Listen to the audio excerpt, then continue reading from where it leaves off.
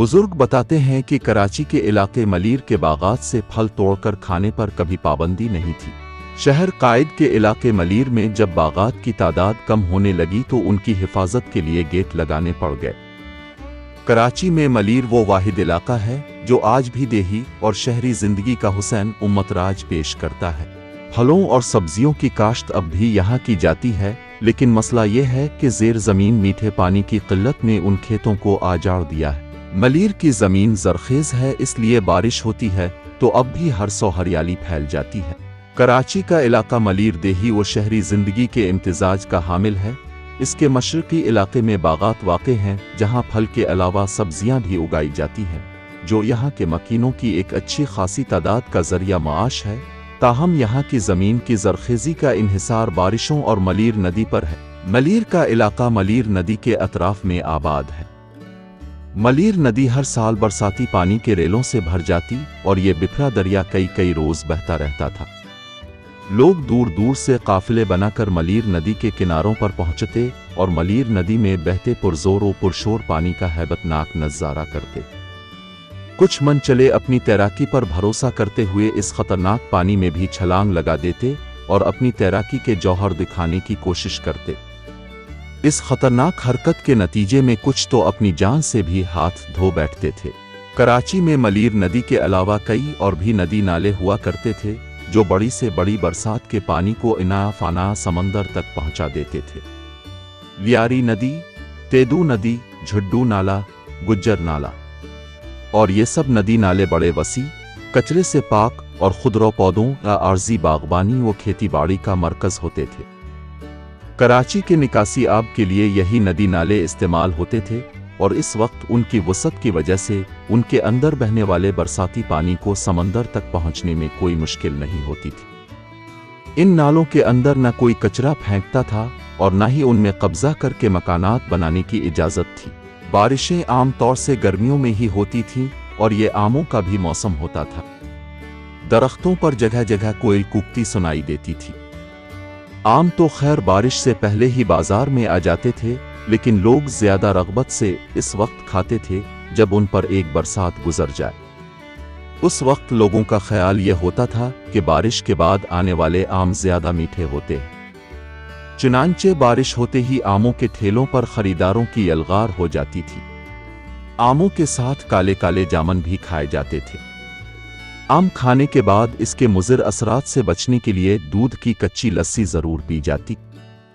हर घर के सहन में कम अज कम एक दरख्त जरूर होता था जिसमें बारिश होते ही रस्सी का झूला बंध जाता। मर्द, बच्चे और बच्चियां तो बारिश के मजे लेने में मगन हो जाते और औरतें चूल्हों की तरफ मुतवज्जे होती।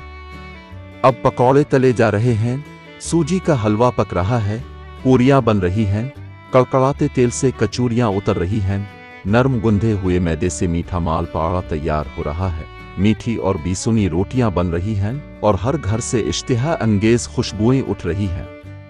बच्चों का बाजार दौड़ाया जा रहा है कि वो जल्दी से जाकर गर्मा गर्म जलेबियां और समोसे लेकर आए। अब पूरियों कचूरियों से निमट कर लोग शाम की चाय पी रहे हैं।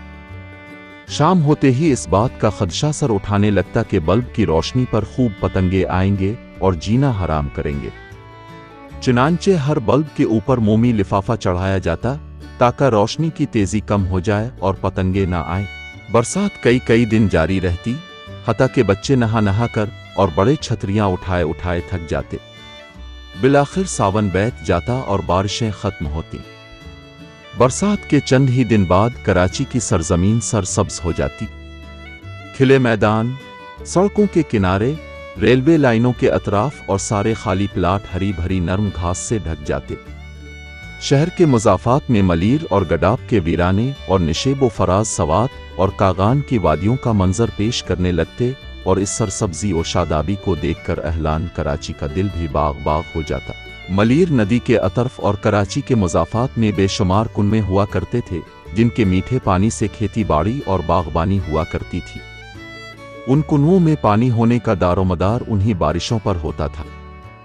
नदी नालों में साल में कम अज कम एक मर्तबा बरसाती पानी का भरकर बहना उन कुनवों में पानी होने के लिए जरूरी होता था। चुनांचे बारिशें भी खूब होती थीं, और कुएं भी सारा साल ठंडे मीठे पानी से भरे रहते थे। कौन सा फल और कौन सी ऐसी सब्जी थी कि जो कराची के बागात में पैदा ना होती हो? फलों में आम, केला, पपीता, अमरूद, शरीफा, नारियल, शहतूत, जामन, खजूर, चीकू, तरबूज, खरबूजा, अंगूर, बादाम, लसोड़ा, जंगल जलेबी, इमली, आंवला, बीर, अनार, कटेल, कुकरोंदा, बेलगिरी, पेठा और लीमू वगैरह शामिल होते।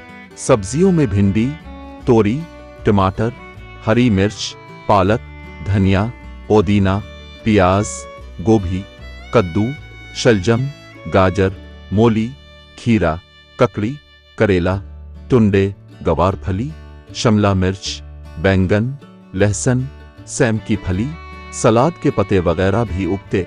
फिर तरह तरह के फूल, गुलाब, चंबेली, गिनिदा, रात रानी, दिन का राजा, बोगिनविलिया, सदाबहार, नाजबू, सूरजमुखी, गिलदाउदी भी अपनी बहारें दिखाते। इस सारी बागबानी और खेती बाड़ी का इन्हिसार उन्हीं बारिशों पर होता था। ताहम इन तमाम फसलों में से बेशतर अब भी वहाँ काश्त होती है। बरसात के दिनों में अक्सर हम दोस्तों के साथ मिलकर उन बागात का रुख करते, बागात में फल दरख्तों से तोड़कर खाते, बाग के ट्यूबवेल पर ठंडे और तेज रफ्तार पानी से खूब नहाते और घर वापस आते हुए बाग के बलोच रखवाले से घर के लिए बिला मुआवजा सब्जी भी लेते। कराची की वो महीनों जारी रहने वाली बूंदाबांदी और बारिशें तो ख्वाब हुई। साल में बस 1 या 2 दिन की मूसलाधार बारिश ही इस शहर के सारे सरकारी इंतजामात की कली खोल देने के लिए काफ़ी होती है। कराची के वही बासी जो किसी दौर में बारिश होने के लिए दुआएं करते थे, अब बारिश की पहली बूंद से ही घबरा जाते हैं। वालिदैन बच्चों को स्कूल भेजने से कतराते हैं और काम करने वाले अपने काम पर जाने से घबराते हैं। कहीं बारिश न हो जाए और हम वापसी में सड़कों पर पानी जमा होने की वजह से शाम को घर ही ना पहुंच पाए। पानी की शदीद किल्लत ने मलीर की ज़राअत को तबाह कर दिया। हज़ारों एकड़ ज़मीन बंजर बन गई। सब्जियों और फ्रूट के बागात पानी न होने की वजह से खुश्क साली का शिकार हो गए। बारिशें न होने से पानी की ज़ेर ज़मीन सतह 200 फुट से बढ़कर 1600 फुट पर आ गई। मलीर की ज़राअत को बचाने के लिए आबादगारों ने एहतिजाजी तहरीक चलाने पर गौर शुरू कर दिया।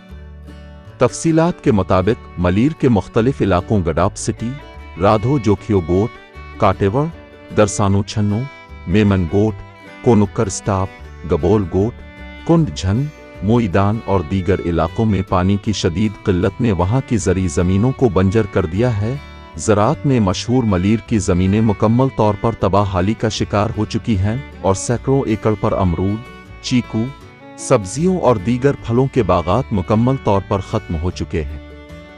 और उसके बाद मलीर एक्सप्रेसवे सरसब्ज़ मलीर को माहौलियाती तबाही की जानिब ले जाने वाली आखिरी और बड़ी गलती साबित होगी।